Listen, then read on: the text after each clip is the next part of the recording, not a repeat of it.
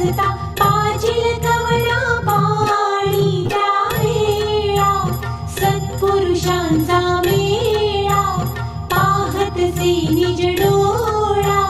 लाविती भस्म कपाळा सांडी भय तो पाळा श्रीपाद श्रीवल्लभ म्हणती अभय तुझ गोपाळा सांगावे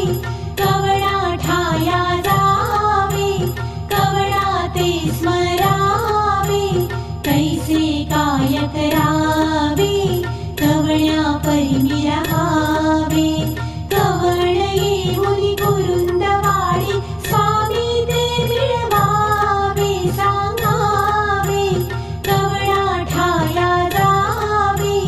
कवडा ते स्मरावे कैसे काय करावे